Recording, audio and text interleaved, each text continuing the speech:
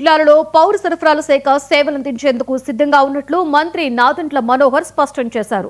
12 జిల్లాలపై తుఫాన్ ప్రభావం ఎక్కువగా ఉండే అవకాశం ఉందని, ఆయా జిల్లాలలో 14,000కు పైగా రేషన్ షాపులు అందుబాటులో ఉన్నాయని పేర్కొన్నారు. రేపటి నుండి తుఫాన్ ప్రభావిత ప్రాంతాలలో రేషన్ సరుకుల పంపిణీ చేస్తామని చెప్పారు. 7 లక్షల మంది లబ్ధిదారులకు ఉపయోగపడేలా నిత్యావసర సరుకులు అందుబాటులో ఉంచామన్నారు.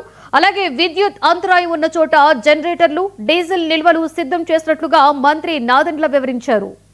దాన్ని సవరించి రేపు ఉదయం 9 మొంతా తుఫాన్కి అన్ని విధాలుగా పౌర సరఫరాల శాఖ నుంచి ప్రజలకి మరింత అందుబాటులో ఉంచడానికి కోసం ఇక్కడ కూడా ఆటంకాలు కలగకుండా అదేవిధంగా ఒక బాధ్యతతోటి క్షేత్రస్థాయిలో మా అధికార యంత్రాంగం అందరినీ కూడా అప్రమత్తం చేసి నిన్నటి నుంచి కూడా గౌరవ ముఖ్యమంత్రి గారు ఇచ్చిన సూచనల మేరకు ప్రత్యేకంగా 12 జిల్లాలపైన దృష్టి సారించి కొన్ని నిర్ణయాలు తీసుకోవడం జరిగింది.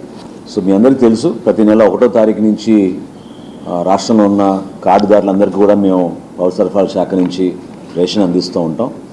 దాన్ని సవరించి రేపు ఉదయం 9 నుంచే 12 జిల్లాల్లో కూడా, అంటే Srikakulam, Vizianagaram, Visakhapatnam, Anakapalli, Kakinada, doctor B R Ambedkar Konaseema, west Godavari, Krishna, Bapatla, Prakasam, Nellore, Tirupati, ఈ జిల్లాలు 12 జిల్లాలకి గాను 14,145 ఫేర్ ప్రైస్ షాపులు రేపు ఉదయం నుంచే ప్రజలకి అందుబాటులో ఉంటాయి. సుమారు 7 లక్షల మంది లబ్ధిదారులు, కార్డు హోల్డర్స్ దీని ద్వారా లబ్ధి పొందొచ్చు. వాళ్ళకి రాష్ట్ర ప్రభుత్వం అందించే ఈ సబ్సిడీ రూపంలో ఈ సరుకులు, బియ్యం కానివ్వండి, పంచదార కానివ్వండి, రేపు ఉదయం నుంచే అందుబాటులోకి ఉంచే విధంగా మేము సిద్ధమవుతున్నాం.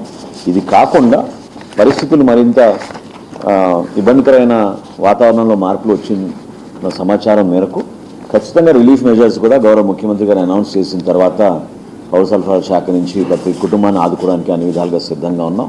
ఈ సరుకులు ఆల్రెడీ క్షేత్రస్థాయిలో మేము ఈరోజు చేర్చేసాం. మొంతా తుఫాన్కి అన్ని